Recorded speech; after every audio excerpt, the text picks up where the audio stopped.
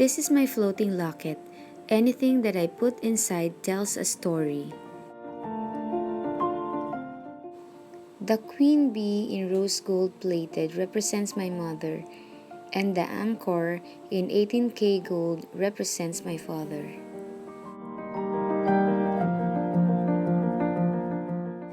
The gold anchor is actually a pendant. Sometimes I wear it on my necklace, but most of the time I keep it in my locket.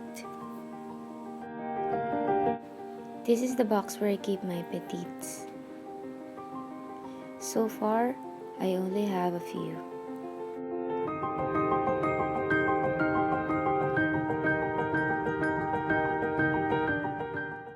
Yesterday, I went to Pandora store to look for a set of petite because I just want to have something that reminds me of my father in heaven.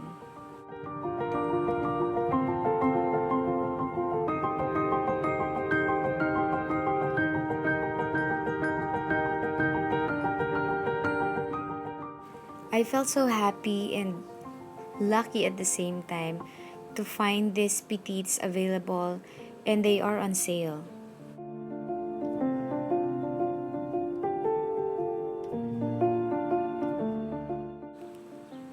They look so pretty.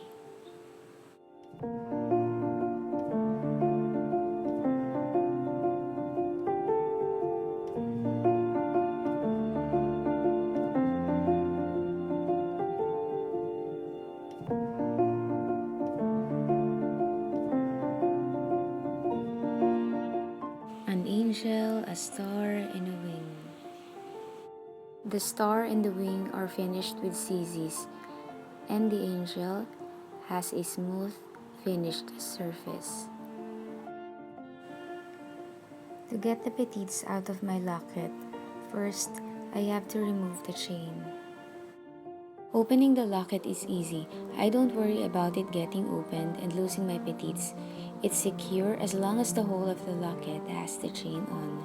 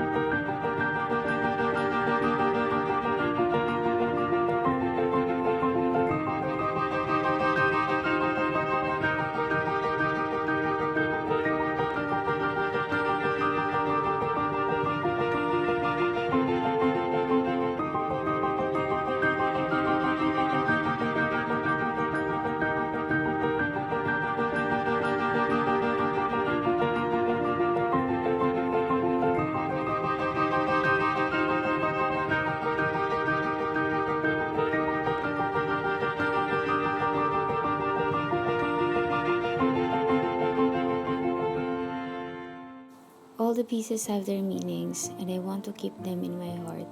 I choose this set of petite. It has an angel, a wing, and a star. My Father in heaven is now my angel. He gives me wings to reach for the star in my dreams.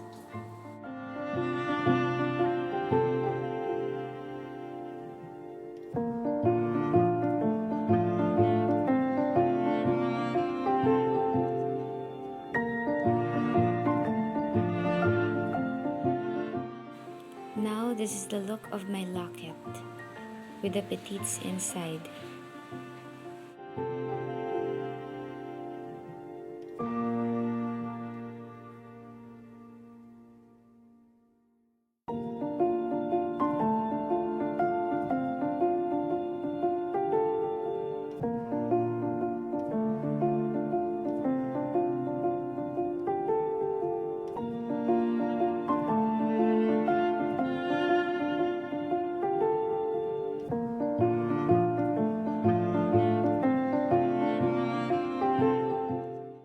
I hope you like it. Thank you so much for watching.